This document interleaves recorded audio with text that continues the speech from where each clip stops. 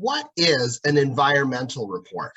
So banks definitely want to make sure that we're not placing a loan on a property that's extremely contaminated, as well as you as a buyer of commercial property want to make sure that you fully understand the property and that you're not walking into a real disaster either.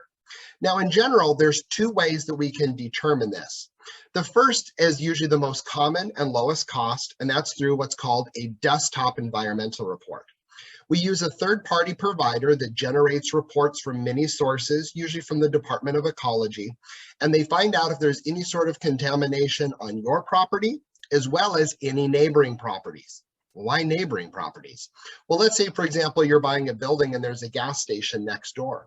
Perhaps one of those gas tanks are leaking, and that can go through their soil and into your property and contaminate yours. So we want to make sure that that is not happening, and those desktop reports actually help us do that. The costs for those range anywhere from about $150 to $220, and they can usually be generated within a couple days. That's usually the most common. Now, the second option is used mainly for SBA loans over $1 million. If the property you're looking at is a gas station, dry cleaner, auto repair, anything that has contaminated materials or highly sensitive materials, we're going to want a phase 1 report. Now, what's a phase 1 report? A phase 1 report costs about $1,500 to about $2,200, again, based on your area. And what they do is an environmental company will go out to your site, take a look and kind of see if there's any sort of contamination. They also run the desktop report to see if there's any sort of issues with the property, and they deem a conclusion if there's no further action needed. During that, if they feel that there is some sort of contamination or there may be some sort of contamination, then they'll move to what's called a phase 2 report. The phase 2 report definitely gets a little bit expensive, as they range anywhere from $8,000 to $12,000, depending on the area and company. And what they do is they bring out machinery and equipment that drills holes throughout the property, as well as looks at the desktop report, and they check the soil samples to see if there's any sort of contamination.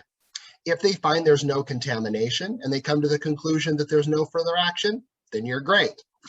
The bad news is, if they come to the conclusion that there are issues with the soil, then you have to move to a phase 3. A phase 3 is where you need to really consider if you want to buy this property, because what that is, those costs of those phase 3s can be, anywhere from $8,000 to $1 million in order to clean up whatever is wrong with that property.